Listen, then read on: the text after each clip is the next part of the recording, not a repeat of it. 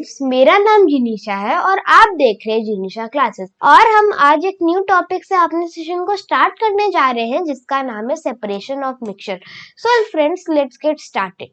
हमें कई बार जरूरत पड़ती है उन मिक्सचर में से कई सारी चीजें जो इम्प्योरिटी होती है वो डिफरेंट वे से अलग कर सकते हैं। तो सबसे पहला मेथड है हमारा सेडिमेंटेशन। तो सेडिमेंटेशन एक ऐसा प्रोसेस होता है जिसमें जो इनसॉल्युबल सॉलिड्स होते हैं वो लिक्विड में सेटल होने लगते हैं अगर उन्हें कुछ देर के लिए अनडिस्टर्ब छोड़ दिया जाए। तो इसका एग्जांपल हम ले सकते हैं सैंड एंड वाटर का सॉल्यूशन। आप इस एक्सपेरिमेंट को घर पे भी कर सकते हैं। आप एक ग्लास टम्बलर या बीकर ले लें, फिर उसमें वाटर आप भर लीजिए एज लिक्विड। फिर आपने उसमें जब वाटर भर लिया तो आप उसमें थोड़े अमाउंट में सैंड डाल दीजिए। फिर आप जब उन दोनों को मिक्स करेंगे तो दोनों एक सॉल्यूशन बन जाएंगे। और अगर आप उसे कुछ देर के लिए अनडिस्टर्ब रख देंगे एक कॉर्नर में तो उसमें का जो सैंड है नीचे सेटल हो जाएगा और वाटर ऊपर तैरेगा।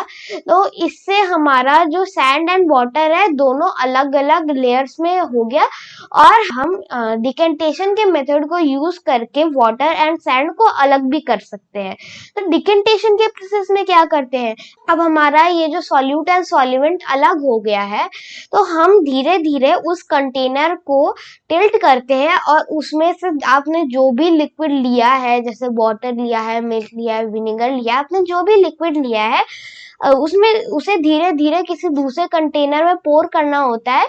और उसे इतना ध्यान से करना पड़ता है कि उसके नीचे की जो सेटल्ड इम्प्योरिटीज है वो कहीं से हिले नहीं।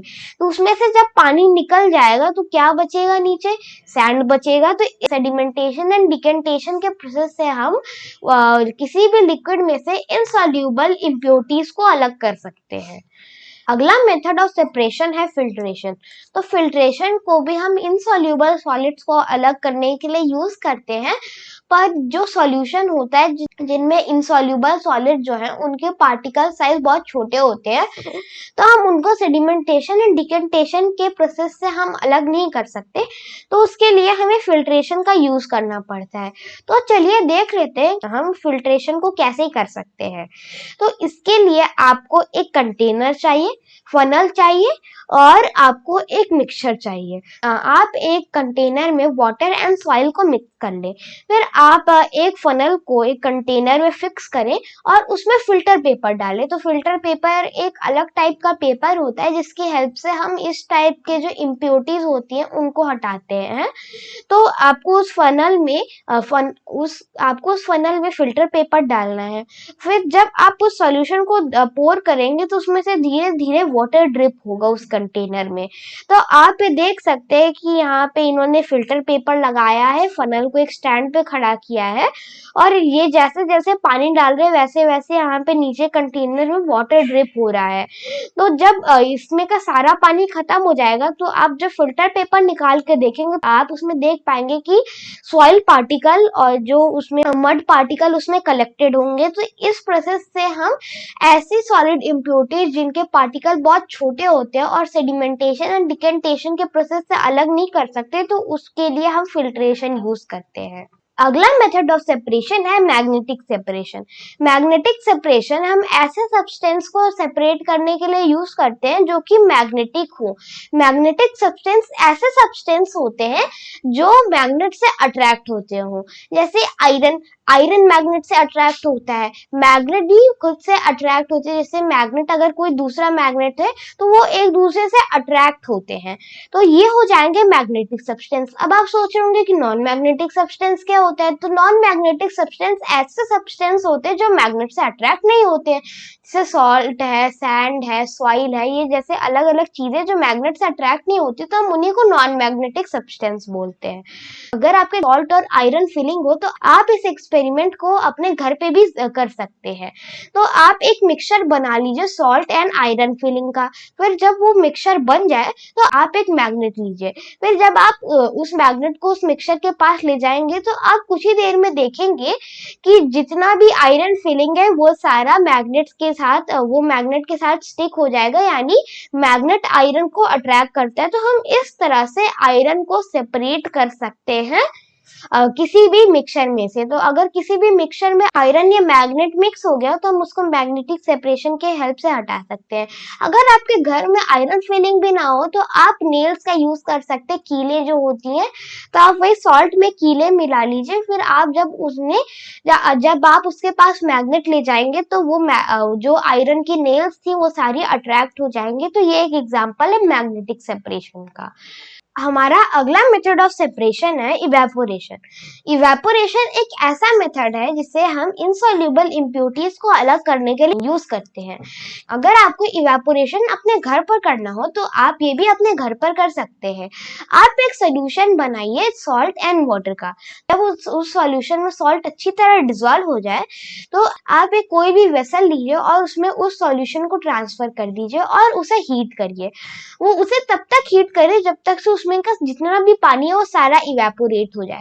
जब उसमें का सारा पानी इवेपोरेट हो जाएगा, वेपर फॉर्म में कन्वर्ट हो जाएगा, तो आप नोटिस करेंगे कि उसमें नीचे जो भी वेसल आप हीट कर रहे थे तो उसमें आपको नीचे सॉल्ट क्रिस्टलाइज फॉर्म में दिखेगा। तो इस प्रोसेस से हमने सॉल्ट को वाटर में से अलग किया। तो अगर आपको वाटर भी चाहिए तो आप सिंपली जो वेपर निकल रहा है आप उसे कलेक्ट कर सकते हैं पाइप की हेल्प से और उसे कूल करके वापस उसे वाटर में ट्रांसफॉर्म कर सकते हैं। तो इस एक्सपेरिमेंट की हेल्प से हम इवेपोरेशन को काफी अच्छी तरीके से समझ सकते हैं। हमारा अगला कंसेप्ट है सॉल्यूशन एंड सॉल्युबिलिटी। तो हम इसे समझने के लिए एक सॉल्यूशन बनाते हैं। अगर आप वाटर में शुगर डालेंगे तो शुगर वाटर में डिसॉल्व हो जाता है।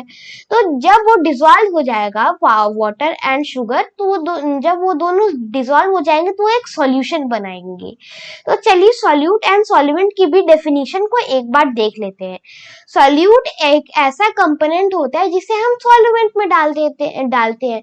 यानी सॉल्यूट एक ऐसी चीज होती है जिसको हम किसी भी लिक्विड में डिसॉल्व करते हैं, जैसे सॉल्ट है, शुगर है, तो हम इसे किसी और चीज में डिसॉल्व करते हैं और ये डिसॉल्व होता है।